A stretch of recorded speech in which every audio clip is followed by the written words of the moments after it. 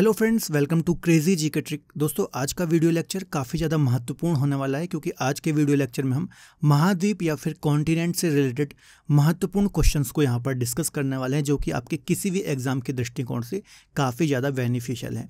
तो आज का वीडियो लेक्चर काफ़ी ज़्यादा महत्वपूर्ण होने वाला है, आप वीडियो को अंत तक जरूर देखिए। इसके अलावा दोस्तों, यदि आप हमारे साथ जुड़ करके किसी भी एग्जाम की तैयारी करना चाहते हैं तो आप हमारी रूट एप्लीकेशन और क्रेजी जीके ट्रिक की एप्लीकेशन को डाउनलोड कर सकते हैं, जहां पर आपको डिफरेंट सब्जेक्ट देखने को मिल जाते हैं। यहाँ पर आप डिफरेंट सब्जेक्ट अलग अलग एक्सपर्ट फैकल्टी से पढ़ सकते हैं। इसके अलावा डिफरेंट फाउंडेशन कोर्स भी आप यहाँ पर अवेल कर सकते हैं। यदि आप मुझसे ज्योग्राफी पढ़ना चाहते हैं तो हमारी रूट एप्लीकेशन पर आपको मेरे लाइव और रिकॉर्डेड कोर्सेज दोनों मिल जाएंगे, तो आप वहाँ पर मुझसे ज्योग्राफी पढ़ सकते हैं। चलिए सीधे हम पहले क्वेश्चन की ओर चलते हैं और पहला क्वेश्चन डिस्कस करते हैं। तो पहला क्वेश्चन है, निम्नलिखित में से कौन गोंडवाना लैंड का हिस्सा नहीं था? ठीक है, तो काफी महत्वपूर्ण क्वेश्चन है। क्या आंसर हो जाएगा इसका? उत्तर अमेरिका। देखिए यहाँ पर डायग्राम में आप देख सकते हैं कि आज से करीब 20 से 25 करोड़ वर्ष पहले एक ही सुपर कॉन्टिनेंट था जिसका नाम क्या था? पैंजिया था। धीरे धीरे इसका क्या हुआ? टूटना स्टार्ट हुआ, विखंडन स्टार्ट हुआ और ये दो पार्टों में टूटा। ऊपर वाले को बोला गया लॉरेशिया और नीचे वाले को बोला गया गोंडवाना लैंड। तो ये करीब 15 करोड़ वर्ष पहले की घटना है जहां पर ये दो भागों में टूटा। ठीक है, लॉरेशिया और गोंडवाना लैंड। तो क्वेश्चन में क्या पूछ रहा है? निम्नलिखित में से कौन सा गोंडवाना लैंड का हिस्सा नहीं था? ठीक है, तो इसमें से जो उत्तरी अमेरिका है ये लॉरेशिया का हिस्सा था, ना कि गोंडवाना लैंड का हिस्सा था। आप यहाँ पर मैप में देख सकते हैं। जो लॉरेशिया था इससे नॉर्थ अमेरिका, यूरोप और एशिया कॉन्टिनेंट बने, जबकि जो गोंडवाना लैंड था इससे Africa, south America, India, Australia और अंटार्कटिका कॉन्टिनेंट बने। ठीक है, तो ये सारी चीज़ें आपको याद रखना है। नेक्स्ट आगे जो भी क्वेश्चन एग्जाम में आए तो आपसे गोंडवाना लैंड का भी पूछ सकता है ना, कहीं से भी कैसा भी क्वेश्चन आ सकता है, आपको थोड़ा डिटेल याद रखनी है। अगला क्वेश्चन डिस्कस कर लेते हैं। नीचे दिए गए कूट से अधोलिखित महाद्वीपों को क्षेत्रफल के अनुसार सही अवरोही क्रम में आपको यहाँ पर बताना है। ठीक है, कि अकॉर्डिंग टू एरिया या फिर क्षेत्रफल के अनुसार कौन सा महाद्वीप सबसे बड़ा है या फिर सबसे छोटा है। तो इसका सही आंसर हो जाएगा डी। तो देखिए इसको हम थोड़ा सा डिस्कस कर लेते हैं। इस 4 महाद्वीप दिए हुए हैं, इसमें सबसे बड़ा महाद्वीप कौन सा है? तो अफ्रीका सबसे बड़ा महाद्वीप है। इसके बाद आएगा दक्षिण अमेरिका, उसके बाद आएगा यूरोप और उसके बाद आएगा ऑस्ट्रेलिया। ठीक है, तो ये सही अवरोही क्रम होगा। यदि ओवरऑल यदि हम कॉन्टिनेंट की बात करें तो सबसे बड़ा महाद्वीप अकॉर्डिंग टू एरिया एशिया है, दूसरा अफ्रीका कॉन्टिनेंट है, तीसरा नॉर्थ अमेरिका है, चौथा साउथ अमेरिका है, पांचवा अंटार्कटिक है, छठवां यूरोप है और सातवां ऑस्ट्रेलिया महाद्वीप है। ठीक है, तो अकॉर्डिंग टू एरिया आपको सातों महाद्वीप का क्रम याद रखना है, यही इनका सही क्रम है। चलिए अगला क्वेश्चन डिस्कस कर लेते हैं। भूमध्य रेखा निम्नलिखित में से किस देश से होकर नहीं गुजरती है? इक्वेटर, ठीक है, जिसको हम भूमध्य रेखा बोलते हैं, जो पृथ्वी को 2 बराबर भागों में डिवाइड करती है ना, उत्तरी गोलार्ध और दक्षिणी गोलार्ध। ठीक है, तो ये किस देश से होकर के नहीं गुजरती है, आपको यहाँ पर आंसर बताना है। तो इसका सही आंसर हो जाएगा बच्चों मैक्सिको। मैक्सिको से होकर के भूमध्य रेखा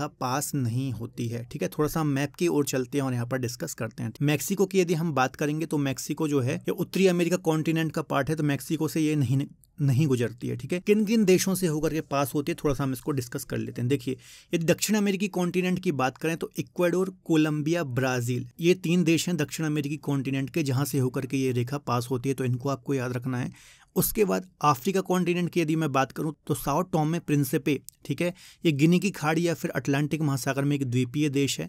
इसके अलावा Republic of Congo, democratic Republic of Congo, तो ये कॉन्गो नाम से 2 हैं, ये आपको याद रखना है।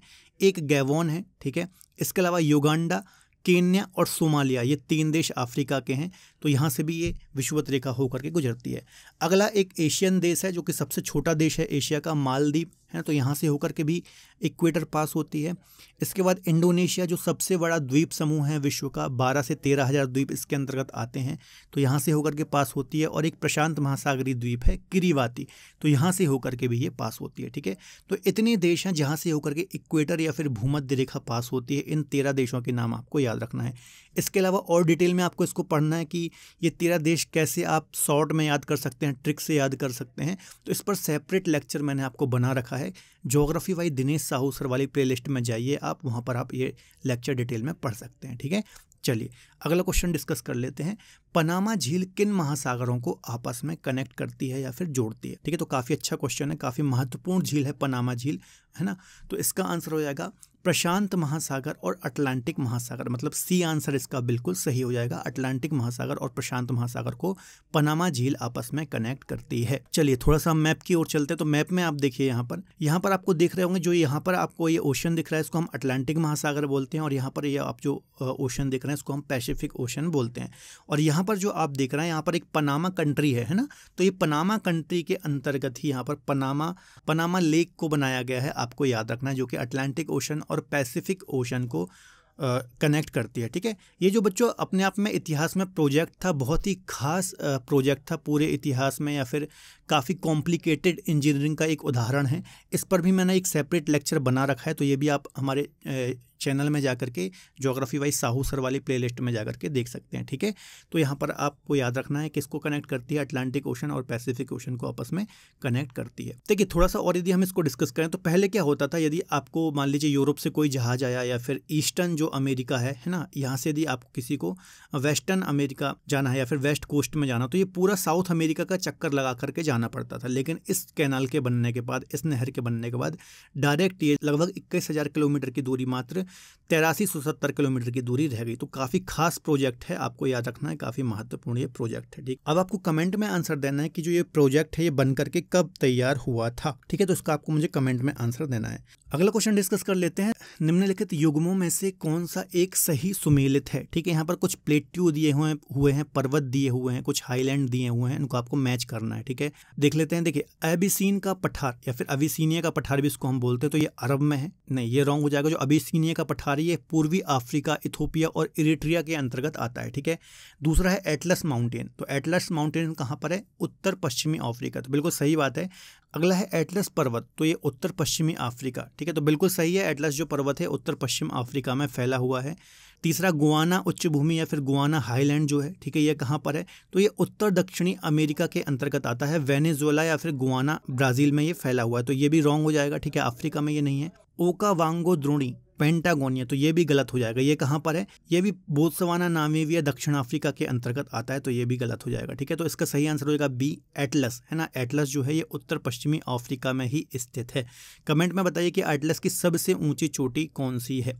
अगले क्वेश्चन की ओर चलते हैं, विश्व की सर्वाधिक लंबी पर्वत श्रृंखला कौन सी है। तो अच्छा क्वेश्चन है, अभी हमने डिस्कस किया, तो अच्छा क्वेश्चन है। इसका आंसर हो जाएगा एंडीज पर्वत श्रृंखला। एंडीज पर्वत श्रृंखला जो है ये करीब 7000 लंबी एक पर्वत श्रृंखला है, जो कि दक्षिण अमेरिकी कॉन्टिनेंट के पश्चिमी भाग में या फिर तटीय क्षेत्र में पूरी स्थित है, आपको याद रखना है। ठीक है, विश्व की सबसे लंबी पर्वत श्रृंखला है और एक वलित पर्वत का एग्जाम्पल है। कुछ अन्य जो प्रमुख लंबी पर्वत श्रृंखला है, इनको यदि हम डिस्कस करें तो एंडीज सबसे लंबी पर्वत श्रृंखला है। उसके बाद रॉकी पर्वत श्रृंखला आती है, करीब 4800 किलोमीटर की लंबाई है। उसके बाद ग्रेट डिवाइडिंग रेंज करीब 3700 किलोमीटर लंबी है। ट्रांस अंटार्कटिक माउंटेन जो है ये 3500 किलोमीटर लगभग लंबी पर्वत श्रृंखला है। एटलस करीब 2500 किलोमीटर लंबा है। हिमालय करीब 2400 किलोमीटर लंबी पर्वत श्रृंखला है। आल्प्स की बात करें तो 1200 किलोमीटर लंबा ये पर्वत है। तो ये कुछ 4-5 जो सबसे लंबी पर्वत श्रृंखलाएं हैं, इनको भी आपको याद रखना है, काफ़ी महत्वपूर्ण है। चलिए अगला क्वेश्चन है, मृतक घाटी जानी जाती है, तो किस लिए जानी जाती है, तो विश्व के सबसे गर्म स्थानों में आती है डेथ वैली या फिर मृतक घाटी, जो कि कैलिफोर्निया राज्य है ना, अमेरिका या फिर यूएसए का कैलिफोर्निया राज्य है, यहाँ पर ही डेथ वैली है, जो कि विश्व का सबसे गर्म स्थान है, आपको याद रखना है। ठीक, 10 जुलाई 1913 को यहाँ पर 56.7 डिग्री सेल्सियस का उच्च तापमान रिकॉर्ड किया गया था, आपको याद रखना है, काफ़ी महत्वपूर्ण है। ठीक है, तो काफ़ी महत्वपूर्ण है, ये आपको याद रखना है, कई बार एग्जाम में आता है क्वेश्चन। अगला क्वेश्चन डिस्कस कर लेते हैं, टकला मकान मरुस्थल या फिर जो डेजर्ट है ये कहाँ पर लोकेटेड है, तो इसका आंसर हो जाएगा चीन। ठीक है, जो टकला मकान मरुस्थल है एक प्रकार से हिमालय के वृष्टि छाया क्षेत्र में आता है, तो चीन के अंतर्गत आता है, आपको याद रखना है। सिंजियांग प्रांत है चीन में, यहाँ पर ही इसकी आप लोकेशन मैप में देख सकते हैं, ये अवस्थित है। ठीक है, इसके दक्षिण में देखा जाए तो कुनलुन पर्वत है, पश्चिम में पामीर प्लेट्यू है। ठीक है, इसके अलावा तियानसियन पर्वत भी यहाँ पर आपको देखने को मिलता है। ठीक है, इसके अलावा उत्तर पूर्व में गोबी मरुस्थल यहाँ पर इससे मिल जाता है, तो ये बात भी आपको याद रखना है। ठीक है, इसके अलावा बच्चों जो विश्व के कुछ प्रमुख मरुस्थल हैं उनको भी हम डिस्कस कर लेते हैं, जैसे कि सहारा मरुस्थल, ये विश्व का सबसे बड़ा गर्म मरुस्थल है ना, उत्तरी अफ्रीका में ये अवस्थित है। ठीक है, आटाकामा आप देखेंगे चिली में आता है या फिर दक्षिण अमेरिका में आता है। पेंटागोनिया अर्जेंटीना में देखने को मिल जाएगा। यूएसए में आप देखेंगे तो बहुत सारे डेजर्ट देखने को मिलते हैं, जैसे ग्रेट बेसिन, मोजावे, सोनोरन। जापान, ठीक है, ये सारे। इसके अलावा गोवी मरुस्थल चीन मंगोलिया में देखने को मिलता है। थार मरुस्थल भारत में देखने को मिलता है। गिब्सन, ग्रेट विक्टोरिया, सिम्पसन ये ऑस्ट्रेलिया में देखने को मिलते हैं। अरेबियन डेजर्ट जो है अरेबियन पेनिनसुला में देखने को मिलता है। कालाहारी दक्षिण अफ्रीका के अंतर्गत नामीबिया, बोत्सवाना और साउथ अफ्रीका में देखने को मिलता है। नामीबिया में नामिब डेजर्ट देखने को मिलता है। तो ये कुछ प्रमुख मरुस्थल हैं, आप मैप में देख सकते हैं और इनको याद कर सकते हैं, ठीक है। अगला क्वेश्चन डिस्कस कर लेते हैं। निम्नलिखित में से कौन सही सुमेलित नहीं है? देख लेते हैं कौन सा सही मैच नहीं है। तो प्रेरी नॉर्थ अमेरिका में है, बिल्कुल सही है। पंपास दक्षिण अमेरिका में है, बिल्कुल सही है। स्टेपीज जो है ये यूरोप में है, ये भी बिल्कुल सही है, ठीक है। जबकि वेल्ड जो है ये भी दक्षिण अफ्रीका में है, ये ऑस्ट्रेलिया में नहीं है, आपको याद रखना है। ऑस्ट्रेलिया में जो घास के मैदान है इनको क्या बोलते हैं? डाउन्स बोला जाता है, ठीक है। तो डी आंसर इसका हो जाएगा। कुछ महत्वपूर्ण, जैसे यदि मैं घास के मैदानों की बात करूं, ग्रासलैंड्स की बात करूं, है ना, ये ग्रासलैंड्स हैं। तो स्टेपीज जो यहाँ पर आप दिए गए हैं यूरोप में पाए जाते हैं, है ना। पंपास जो हैं अर्जेंटीना में पाए जाते हैं, दक्षिण अमेरिका के अंतर्गत। प्रेरीज जो हैं यूएसए में पाए जाते हैं, है ना, उत्तरी अमेरिका के अंतर्गत। वेल्ड की बात करेंगे दक्षिण अफ्रीका में पाए जाते हैं, ठीक है। डाउन्स की बात करेंगे ऑस्ट्रेलिया में पाए जाते हैं, है ना, यहाँ पर आप देख सकते हैं। सवाना की बात करेंगे तो अफ्रीका और ऑस्ट्रेलिया के अंतर्गत पाए जाते हैं। और टैगा जो है यूरोप और एशिया के अंतर्गत पाए जाते हैं। तो ये आप मैप में देख सकते हैं, कुछ प्रमुख यहाँ पर ग्रासलैंड्स दिए गए हैं, ठीक है। चलिए आगे डिस्कस कर लेते हैं। हॉर्न ऑफ अफ्रीका, ठीक है, इसके अंतर्गत कौन कौन से देश आते हैं? तो इसका सही आंसर हो जाएगा सोमालिया, इथोपिया और जिबूती। ये 3 देश जो हैं ये हॉर्न ऑफ अफ्रीका के अंतर्गत आते हैं। यूपीपीसीएस 1999 में ये क्वेश्चन पूछा गया है, ठीक है।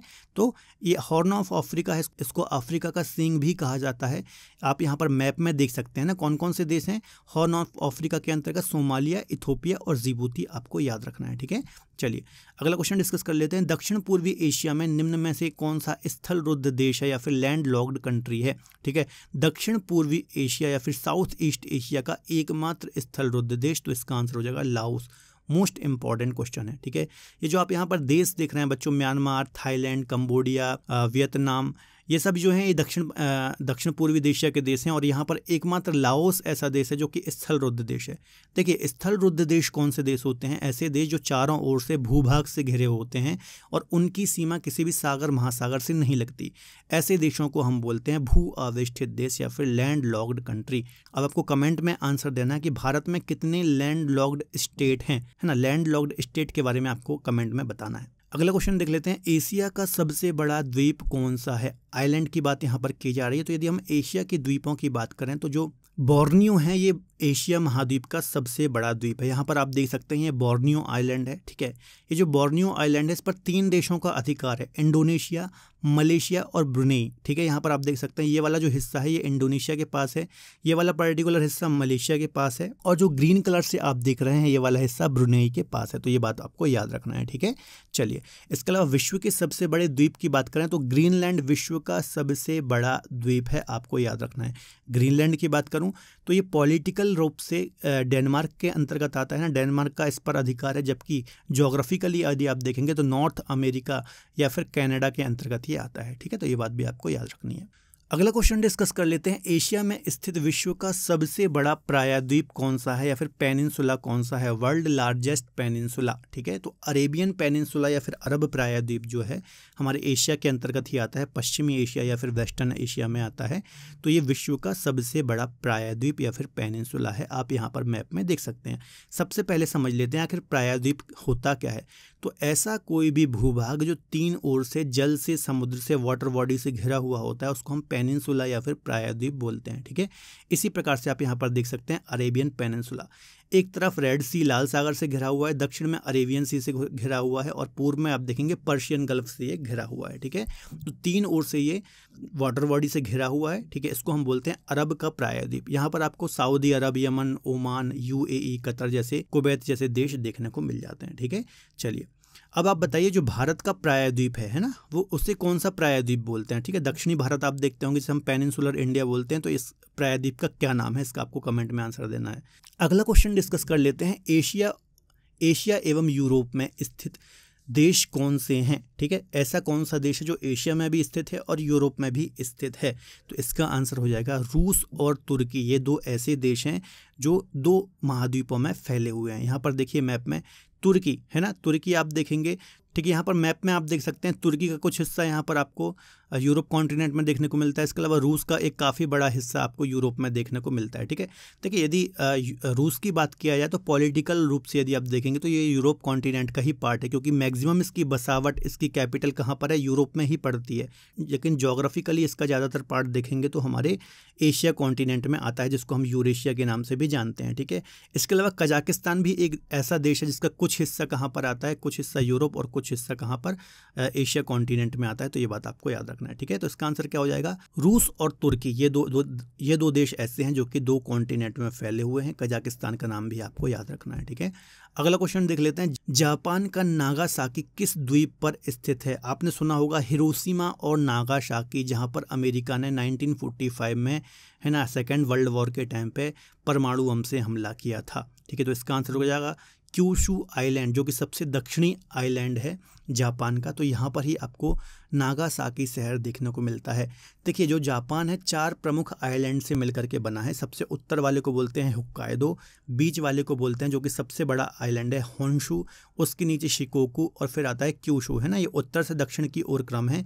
यहाँ से भी क्वेश्चन एग्जाम में आ जाते हैं। जो जापान की कैपिटल टोक्यो है, ये होन्शु में स्थित है, आपको याद रखना है। ओसाका जो शहर, प्रमुख शहर है, ये भी जापान में स्थित है, आपको याद रखना है। ठीक है, और जो नागासाकी शहर है ये कहाँ पर है, क्यूशू में है। अब आपको बताना है हिरोशिमा शहर किस आइलैंड पर स्थित है। इसका आंसर आपको मुझे कमेंट बॉक्स में देना है। अगला क्वेश्चन डिस्कस कर लेते हैं। निम्नलिखित महाद्वीप में से किसमें देशों की संख्या सर्वाधिक है ना। टोटल 7 महाद्वीप हैं। ठीक है, जिसमें से अंटार्कटिका महाद्वीप ऐसा है जिसमें कोई भी देश नहीं है या फिर कोई भी जनसंख्या नहीं रहती है ना। तो बचे 6 महाद्वीप। तो 6 महाद्वीप में से ऐसा कौन सा महाद्वीप है जिसमें सर्वाधिक देश हैं? तो अफ्रीका महाद्वीप, है ना। देखिए यदि क्षेत्रफल की बात करेंगे तो सबसे बड़ा महाद्वीप एशिया महाद्वीप है, या फिर सबसे बड़ा कॉन्टिनेंट एशिया महाद्वीप है।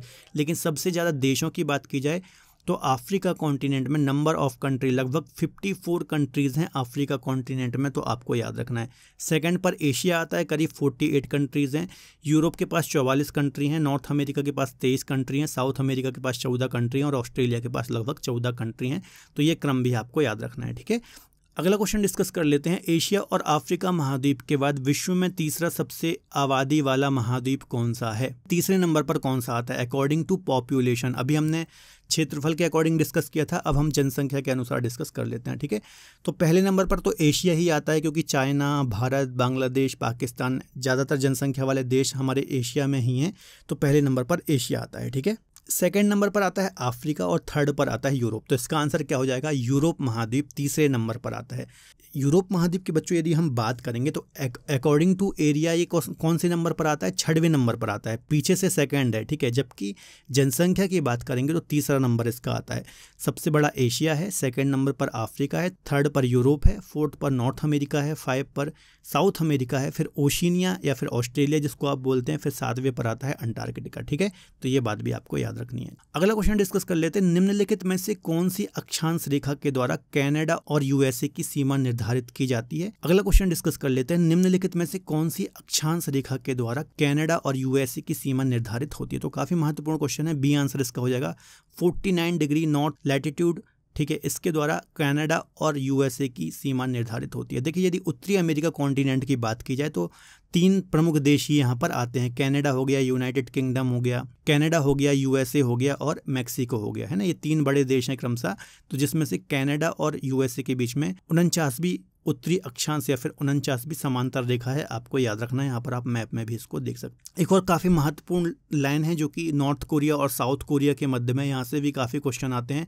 तो इसको हम बोलते हैं 38th पैरेलल लाइन या फिर अर्ध समांतर रेखा या फिर अक्षांश रेखा, जो कि नॉर्थ कोरिया और साउथ कोरिया के बीच में है। तो ये बात भी आपको याद रखनी है। ठीक है, अगला क्वेश्चन डिस्कस कर लेते हैं। टेरा डेल फ्यूगो द्वीप के दक्षिण सिरे को किस नाम से जाना जाता है? ठीक है, तो जो टेरा डेल फ्यूगो द्वीप है, साउथ अमेरिकी कॉन्टिनेंट के दक्षिण में एक आइलैंड देखने को मिलता है, जो कि चिली और अर्जेंटीना में बटा हुआ है। दोनों देशों के बीच में ये जो आइलैंड है ये फैला हुआ है। ठीक है, कुछ हिस्सा अर्जेंटीना के पास है और कुछ चिली के पास है।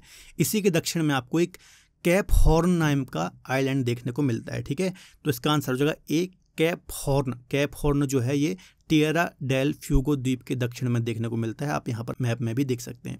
यहाँ पर बच्चों एक काफ़ी महत्वपूर्ण जल संधि है, आप मैप में देख सकते हैं, जिसको हम बोलते हैं स्ट्रेट ऑफ मैगलन या फिर मैगलन स्ट्रेट, या जो कि अटलांटिक ओशन को पैसिफिक ओशन से आपस में कनेक्ट करती है। तो ये बात भी आपको याद रखनी है।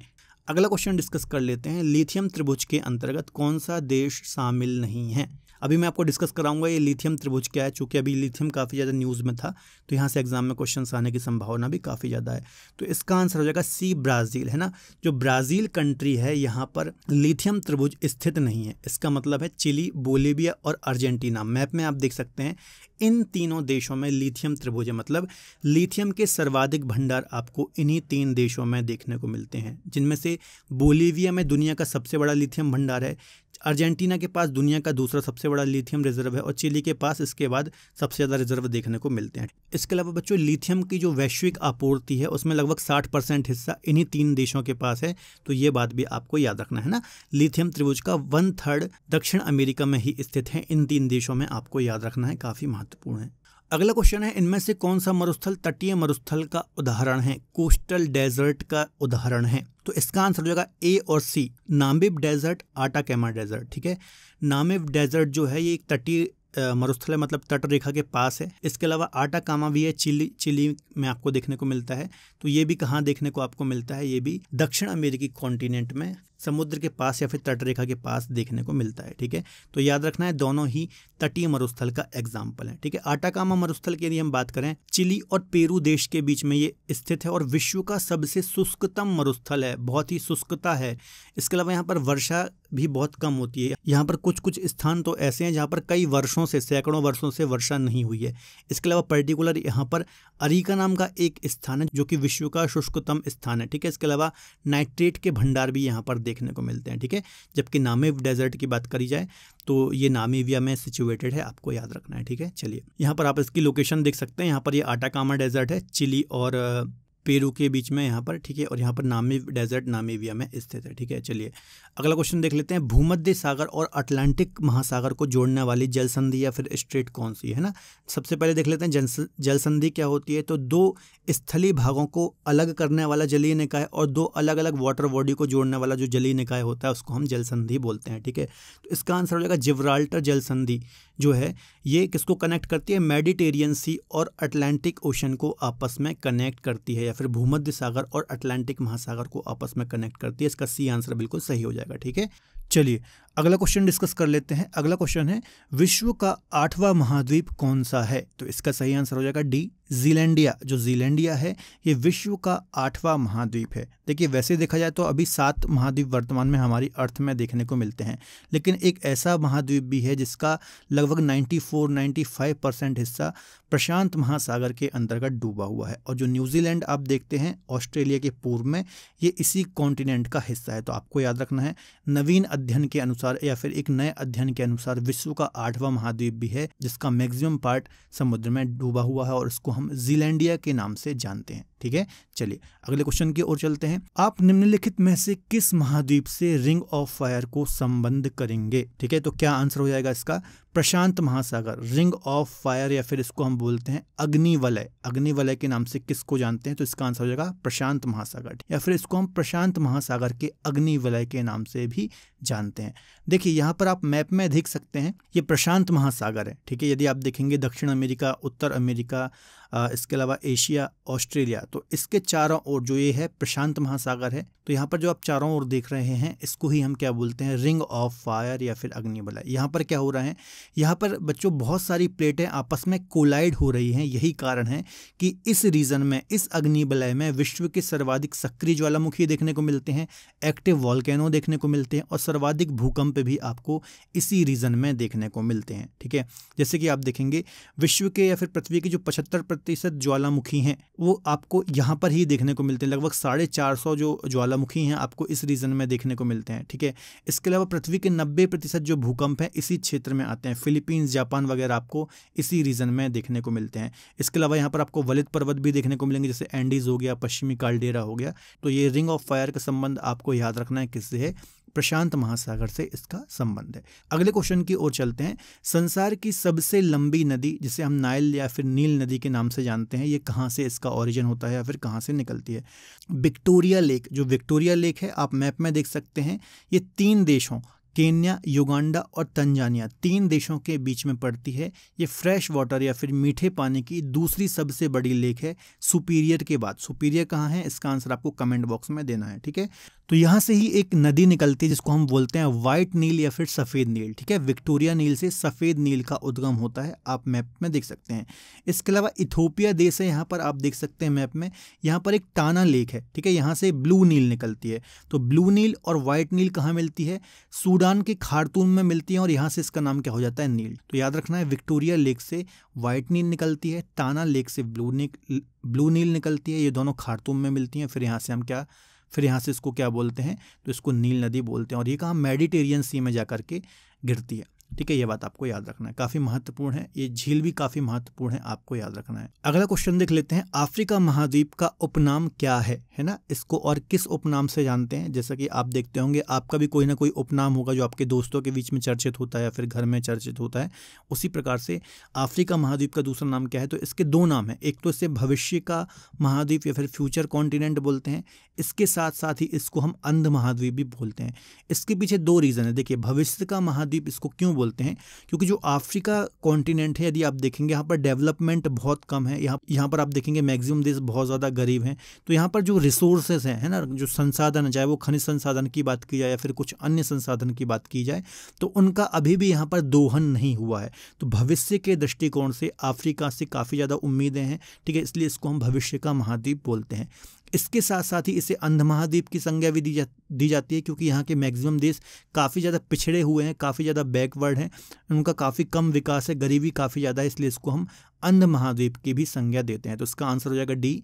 ए और बी दोनों, जो अफ्रीका कॉन्टिनेंट है ये सबसे बड़ा कॉन्टिनेंट है 2nd नंबर का एशिया के बाद, तो इसे अंध महाद्वीप और भविष्य का महाद्वीप कहा जाता है। अगला क्वेश्चन है, विश्व की सबसे बड़ी नौगम्य झील कौन सी है?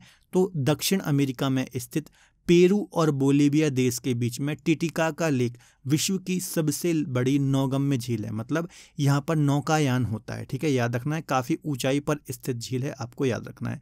अगला क्वेश्चन डिस्कस कर लेते हैं। निम्नलिखित में से कौन पक्षियों का महाद्वीप कहा जाता है या फिर पक्षियों के महाद्वीप नाम से जाना जाता है? तो इसका आंसर हो जाएगा दक्षिण अमेरिका। दक्षिण अमेरिका कॉन्टिनेंट को पक्षियों के महाद्वीप के नाम से जाना जाता है।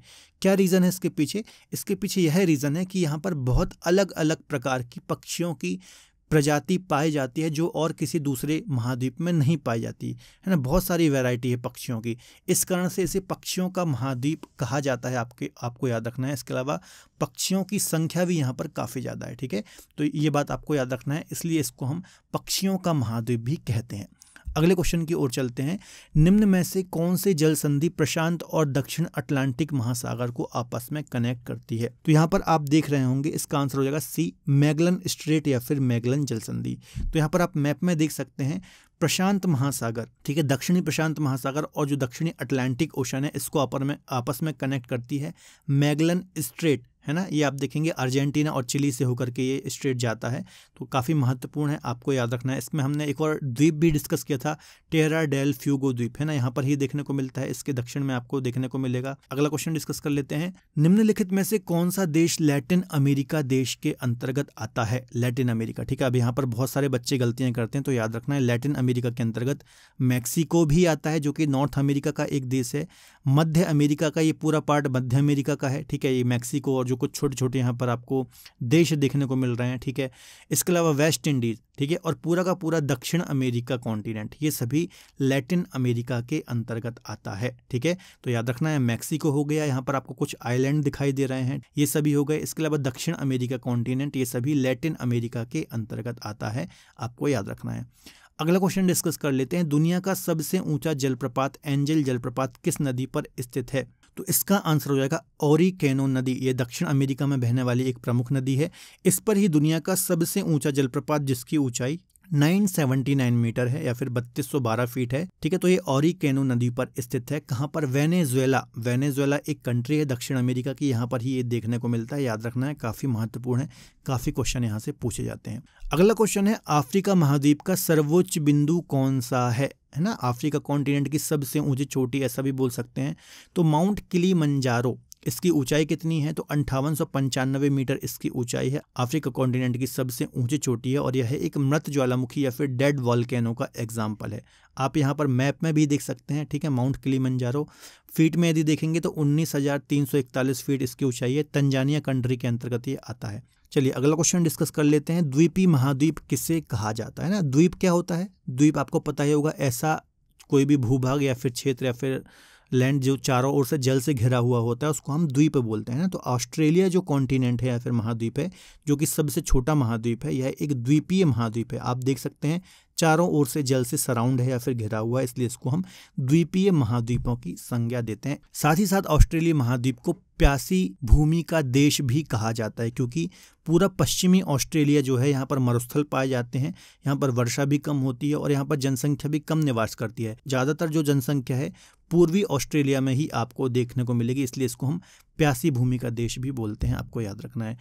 अगला क्वेश्चन डिस्कस कर लेते हैं। विश्व की एकमात्र नदी जो 10 देशों और 5 राजधानियों से होकर के प्रवाहित होती है। तो मोस्ट इंपॉर्टेंट क्वेश्चन है, इसका आंसर हो जाएगा सी।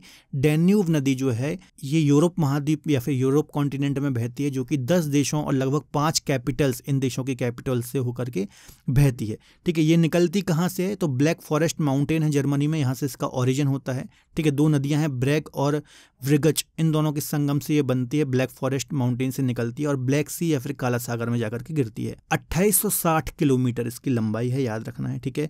यह यूरोप कॉन्टिनेंट की बोल्गा के बाद दूसरी सबसे बड़ी नदी है। बोल्गा सबसे लंबी नदी है। इसकी आपको लंबाई मुझे कमेंट बॉक्स में बतानी है कि बोल्गा की लंबाई कितनी है ना। मैं कोशिश करूंगा आपके कमेंट के रिप्लाई भी करूं। इसके अलावा डैन्यूब जो है 10 देशों से होकर के प्रवाहित होती है और लगभग 31 इसकी महत्वपूर्ण सहायक नदियां हैं। प्रमुख देशों की बात करूं तो Germany, Australia, Slovenia, Hungary, Croatia, Serbia, Ukraine, Romania, इन सभी देशों से होकर के ये बहती है। और इसके किनारे जो प्रमुख शहर हैं उसमें बुडापेस्ट जो कि हंगरी की कैपिटल है, वियना आपने सुना ही होगा, सुप्रसिद्ध नगर है, बेलग्रेड हो गया, बल्गेरिया हो गया, रोमेनिया हो गया, ठीक है। ये कुछ जो प्रमुख नगर हैं ये इसी नदी के किनारे स्थित हैं। आप इसको एक बार मैप में भी देख सकते हैं ना, बुडापेस्ट हो गया, ये भी इसके किनारे ही स्थित है। चलिए अगला क्वेश्चन है, उत्तरी अमेरिका महाद्वीप का सर्वोच्च बिंदु कौन सा है? नॉर्थ अमेरिकी कॉन्टिनेंट का सर्वोच्च बिंदु कौन सा है? सबसे ऊंची चोटी कौन सी है? ठीक है, तो अलास्का रेंज के अंतर्गत, यहाँ पर एक अलास्का रेंज है जो कि पश्चिमी कैल्डेरा के अंतर्गत आता है। तो यहाँ पर ही माउंट मैकिनले, जिसका नया नाम देनाली है, ठीक है, 6190 मीटर इसकी ऊंचाई है। ये उत्तरी अमेरिका कॉन्टिनेंट या फिर यूएसए की सबसे ऊंची चोटी है। याद रखना है, नॉर्थ अमेरिकी कॉन्टिनेंट की सबसे ऊंची चोटी रॉकी में नहीं बल्कि अलास्का रेंज में स्थित है। ये बात आपको याद रखनी है, ठीक है। इसकी हाइट भी आपको याद रखना है, काफी महत्वपूर्ण है। अगला क्वेश्चन डिस्कस कर लेते हैं, विश्व का सबसे बड़ा महासागर कौन सा है? तो प्रशांत महासागर जो है ये विश्व का सबसे बड़ा महासागर या फिर ओशियन है। इसको आप देख सकते हैं, अभी हमने रिंग ऑफ फायर में भी डिस्कस किया था। जो प्राचीन पैंथेलासा था, मैंने आपको बताया था ना, आज से करीब 25 करोड़ वर्ष पहले या फिर 20 करोड़ वर्ष पहले, इस टाइम पीरियड के बीच में हमारी पृथ्वी पर एक ही सुपर कॉन्टिनेंट था जिसको हम पैंजिया बोलते थे, है ना। धीरे धीरे इसका विखंडन स्टार्ट हुआ, है ना। तो उस समय जो एक जैसे पैंजिया महाद्वीप था, सुपर कॉन्टिनेंट था, ऐसे ही एक ओशियन था, ठीक है, जिसको हम पैंथेलासा बोलते थे। तो उसी पैंथेलासा का पार्ट है प्रशांत महासागर, जो कि सबसे बड़ा महासागर है, ठीक है। North America, south America, Asia और ऑस्ट्रेलिया कॉन्टिनेंट के ये बीच में आपको देखने को मिलता है, ठीक है। इसके अलावा इसमें एक सबसे गहरा गर्त भी है जिसको हम मैरियाना ट्रेंच या फिर मैरियाना गर्त के नाम से जानते हैं, ठीक है। इसकी जो गहराई है वो आपको मुझे कमेंट बॉक्स में बतानी है। देखिए यहाँ पर भी आप अच्छे से देख सकते हैं, इसमें अपने पैसिफिक ओशियन है, ये इन 4 महाद्वीपों के बीच में सिचुएटेड है, काफ़ी महत्वपूर्ण है ना। इसकी जो डीपेस्ट पॉइंट है चैलेंजर डीप जिसको हम बोलते हैं, मैरियाना गर्त बोलते हैं, इसकी गहराई आपको मुझे कमेंट में बताना है। चलिए अगला क्वेश्चन डिस्कस कर लेते हैं, महासागरों की सर्वाधिक गहराई मीटर में है, ठीक है। तो अभी तक जो सर्वाधिक गहराई है वो इसी से पिछले या फिर प्रीवियस क्वेश्चन से ही रिलेटेड है। 11,033 मीटर इसका सही आंसर हो जाएगा डी। प्रशांत महासागर के अंतर्गत ही जो अभी मैंने आपसे क्वेश्चन पूछा था वही क्वेश्चन है, 11,033 मीटर इसका आंसर हो जाएगा। चैलेंजर डीप जिसको हम बोलते हैं फिर मैरियाना गर्त बोलते हैं, ये हमारी पृथ्वी का या फिर किसी भी महासागर का सबसे गहरा पॉइंट है। मतलब आप ऐसे समझिए कि जो माउंट एवरेस्ट है इसकी ऊंचाई कितनी है, 8848 है लगभग, ठीक है, 8848, और उससे भी ज़्यादा लगभग 11,033 मीटर गहरा ये डीप है। तो आप सोच सकते हैं कि कितना गहरा ये पॉइंट है, लगभग 11 किलोमीटर गहरा ये पॉइंट है, प्रशांत महासागर में स्थित है ना, गुआम द्वीप के पास या फिर गुआम आइलैंड के पास ये देखने को मिलता है।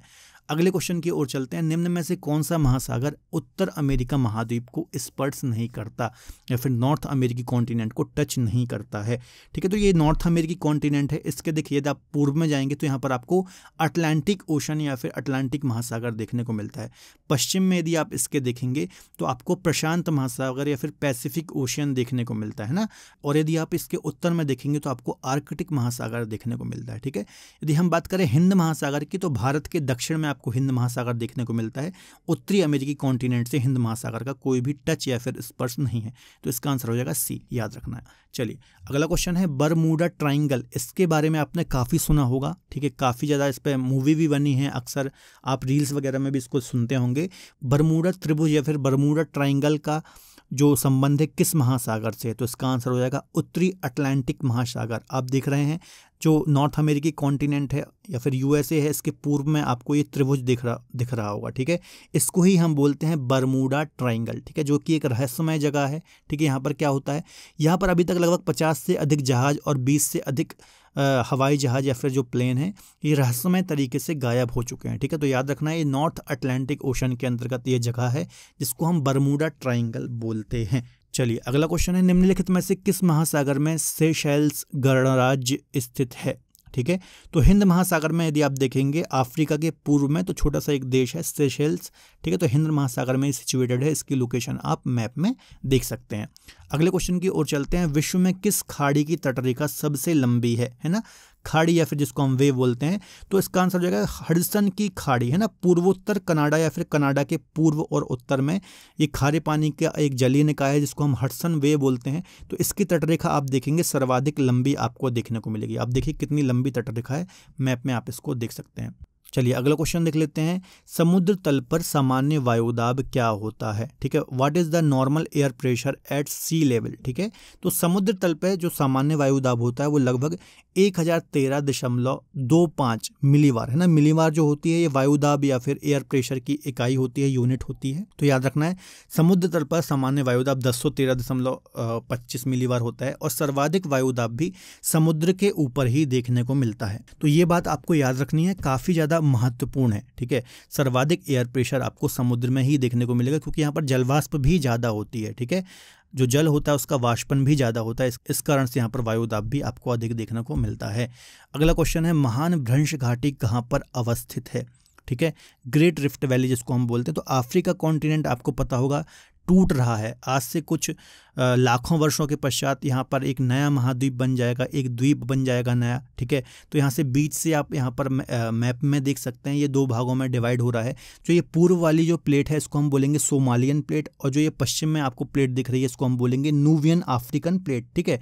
तो आज से करीब मान लीजिए कि 10 मिलियन या फिर लगभग 1 करोड़ वर्ष के बाद ये दो भागों में टूट जाएगा, और इससे जहाँ से ये टूट रहा है इसको ही हम बोलते हैं ग्रेट रिफ्ट वैली या फिर महान भ्रंश घाटी। तो इसका आंसर हो जाएगा ए, अफ्रीका कॉन्टिनेंट में महान भ्रंश घाटी स्थित है, ठीक है। आज से करीब 25 करोड़ वर्ष पहले इस प्रकार की स्थिति आपको देखने को मिलेगी, एक नया महाद्वीप और एक नया सागर आपको देखने को मिलेगा। अगला क्वेश्चन देख लेते हैं। विश्व का एकमात्र देश जिसके नाम पर महासागर का नाम रखा गया है, तो फक्र करने वाली बात है कि हमारा भारत देश, ठीक है, या फिर जो हमारा इंडिया है जिसका नाम हिंदुस्तान भी है, तो इसमें सिर्फ हिंद महासागर ही ऐसा है या फिर इंडियन ओशन ही ऐसा है जो किसी देश के नाम पर है। सागर तो बहुत सारे मिल जाएंगे, जैसे कि दक्षिण चीन सागर है तो वो एक सागर है ना, सी है, लेकिन महासागर सिर्फ एक ही ऐसा है जो किसी देश के नाम है और जो किसी देश के नाम पर है ना, और वो देश का नाम है भारत, ठीक है। तो याद रखना है भारत जिसका नाम इंडिया भी है या फिर हिंदुस्तान भी है, तो हमारे देश के नाम पर ही एक पूरा का पूरा महासागर है जिसको हम इंडियन ओशन या फिर हिंद महासागर बोलते हैं, आपको याद रखना है। अगला क्वेश्चन है प्रायद्वीपों का महाद्वीप किसे कहा जाता है। प्रायद्वीप क्या होता है, कई बार मैंने प्रीवियस लेक्चर्स में एक्सप्लेन किया है। ऐसा कोई भी भूभाग, ऐसा कोई भी क्षेत्र जो 3 ओर से वाटर बॉडी या फिर जलीय निकाय से घिरा हुआ होता है, उसको हम प्रायद्वीप बोलते हैं या फिर पेनिनसुला बोलते हैं। अभी मैंने आपको एक क्वेश्चन डिस्कस कराया था, विश्व का सबसे बड़ा प्रायद्वीप कौन सा है, जैसे कि अरेबियन प्रायद्वीप है ना। तो उसी प्रकार से प्रायद्वीपों का महाद्वीप, मतलब इससे क्या समझ में आ रहा है कि ऐसा महाद्वीप जिसमें बहुत ज़्यादा प्रायद्वीप हैं या फिर खुद भी वो एक प्रायद्वीप है, उसको हम क्या बोलेंगे, प्रायद्वीपों का महाद्वीप बोलेंगे। तो मैप में आप देख सकते हैं जो यूरोप कॉन्टिनेंट है इसे प्रायद्वीपों का महाद्वीप बोलते हैं, क्योंकि यहाँ पर बहुत सारे आपको प्रायद्वीप देखने को मिलते हैं और खुद यूरोप कॉन्टिनेंट भी 3 ओर से जल से या फिर वाटर बॉडी से घिरा हुआ है। ठीक है, जैसे कि द्वीपीय महाद्वीप हमने ऑस्ट्रेलिया को देखा था, उसी प्रकार से प्रायद्वीप महाद्वीप कौन सा है, तो यूरोप कॉन्टिनेंट को प्रायद्वीपीय महाद्वीप बोलते हैं। अगला क्वेश्चन है, निम्नलिखित महाद्वीपों में किसमें प्रति व्यक्ति भूमि सर्वाधिक है। ठीक है, तो इसका आंसर हो जाएगा ऑस्ट्रेलिया। कि कितने व्यक्ति पर वर्ग किलोमीटर में रहते हैं, तो उनके लिए सर्वाधिक जगह कहाँ पर है ना। तो मतलब यह है कि क्षेत्रफल बहुत ज़्यादा है और लोग बहुत कम रह रहे हैं, तो इसका आंसर हो जाएगा ऑस्ट्रेलिया। अभी मैंने आपको डिस्कस कराया था कि जो पूरा वेस्टर्न ऑस्ट्रेलिया है, यहाँ पर वर्षा कम होती है, रेनफॉल काफ़ी कम होता है, जिसके कारण से जो ज़्यादातर जनसंख्या है वो पूर्वी ऑस्ट्रेलिया में ही निवास करती है। ठीक है, इस कारण से यहाँ पर प्रति व्यक्ति के लिए सर्वाधिक भूमि है, आपको याद रखना है, काफ़ी महत्वपूर्ण है। ठीक है, चलिए अगला क्वेश्चन है, निम्नलिखित में से किस एक महाद्वीप में उसके संपूर्ण क्षेत्रफल में मैदानी भाग का प्रतिशत सर्वाधिक है। सर्वाधिक मैदान किस महाद्वीप में पाए जाते हैं, सिंपल सा ये क्वेश्चन है, यूपीपीसीएस मेंस में आया हुआ क्वेश्चन है, तो इसका आंसर हो जाएगा यूरोप कॉन्टिनेंट है ना। आप देख रहे हैं जो ग्रीन कलर से आप यहाँ पर देख रहे हैं, तो ये यूरोप कॉन्टिनेंट का मैदानी क्षेत्र है, प्लेन रीजन है। प्लेन रीजन कैसे बनता है, नदियों के द्वारा जो अवसाद बिछाए जाते हैं उनके द्वारा ही प्लेन का निर्माण होता है, मैदानों का निर्माण होता है। तो इसका आंसर हो जाएगा यूरोप कॉन्टिनेंट में सर्वाधिक मैदानी क्षेत्र है, आपको याद रखना है। अगला क्वेश्चन है, यूरोप महाद्वीप किस गोलार्ध में स्थित है। ठीक है, यूरोप कॉन्टिनेंट किस हेमिस्फीयर में लोकेटेड है, तो इसका आंसर हो जाएगा नदर्न हेमिस्फीयर या फिर उत्तरी गोलार्ध में यूरोप कॉन्टिनेंट स्थित है ना। उत्तरी गोलार्ध मतलब क्या होता है, इक्वेटर एक रेखा होती है जिसको हम 0 डिग्री अक्षांश बोलते हैं, तो इसके ऊपर की जो पृथ्वी का पार्ट होता है इसको हम उत्तरी गोलार्ध बोलते हैं और इक्वेटर के नीचे वाले पार्ट को हम बोलते हैं दक्षिणी गोलार्ध। ठीक है, तो जो यूरोप कॉन्टिनेंट है ये पूर्णतः उत्तरी गोलार्ध में स्थित है, आपको याद रखना है। अगला क्वेश्चन है किस महाद्वीप से कर्क, मकर और विषुवत रेखाएं तीनों गुजरती हैं। ठीक है, तो इसका आंसर हो जाएगा अफ्रीका कॉन्टिनेंट ऐसा कॉन्टिनेंट है जिससे कर्क रेखा, मकर रेखा और विषुवत रेखा तीनों रेखाएं पास होती हैं या फिर गुजरती हैं, काफ़ी महत्वपूर्ण है। आप यहाँ पर मैप में भी देख सकते हैं। आपको कमेंट में बताना है ऐसा कौन सा कॉन्टिनेंट है जिससे सिर्फ और सिर्फ मकर रेखा होकर के पास होती है या फिर बीचों बीच से मकर रेखा पास होती है, इसका आप मुझे कमेंट में आंसर दीजिए। चलिए आज का लास्ट क्वेश्चन है, इसका आंसर मैं आपको नहीं बताऊंगा, इसका आंसर आपको मुझे कमेंट बॉक्स में देना है। ठीक है, क्वेश्चन है सुपीरियर झील किस महाद्वीप में स्थित है। ठीक है, सुपीरियर लेक किस महाद्वीप में स्थित है, इसका आंसर आपको मुझे कमेंट बॉक्स में देना है। इसका आंसर मैं आपको नहीं दूंगा, ये मैं आपके लिए छोड़ रहा हूँ, इसका आप मुझे कमेंट में आंसर दीजिए, कोशिश करूंगा मैं आपके कमेंट के रिप्लाई करूँ। ठीक है, तो फिलहाल आज के लेक्चर में इतना ही। आई थिंक आपको आज का वीडियो लेक्चर बहुत ज़्यादा पसंद आया होगा। इसमें से आपको ज्योग्राफी के और भी लेक्चर यदि देखना चाहते हैं तो आपको ज्योग्राफी वाइज साहू सर वाली प्लेलिस्ट को फॉलो करना है, वहाँ पर आपको मेरे ज्योग्राफी के और भी लेक्चर मिल जाएंगे। यदि डिटेल में आप मुझसे ज्योग्राफी पढ़ना चाहते हैं तो हमारी रूट एप्लीकेशन और क्रेजी जीके ट्रिक की एप्लीकेशन पर आप मुझसे ज्योग्राफी पढ़ सकते हैं, वहाँ पर आपको मेरे लाइव और रिकॉर्डेड कोर्सेज दोनों मिल जाएंगे। इसके अलावा डिफरेंट कोर्सेज भी आप अलग अलग एक्सपर्ट फैकल्टी के साथ जुड़ करके पढ़ सकते हैं। ठीक है, तो फिलहाल आज के वीडियो लेक्चर में इतना ही। आई थिंक आपको आज का वीडियो लेक्चर बहुत ज़्यादा पसंद आया होगा। देखिए, वीडियो बनाने में, कंटेंट बनाने में बच्चों काफ़ी मेहनत लगती है, तो आप वीडियो को लाइक ज़रूर कर दें यदि वीडियो पसंद आता है, और आप कोई भी अच्छा सा कमेंट भी कर सकते हैं। मिलेंगे अगले बेहतर लेक्चर में, तब तक अपना ख्याल रखें और पढ़ते रहें। जय Hind, bye bye, take care.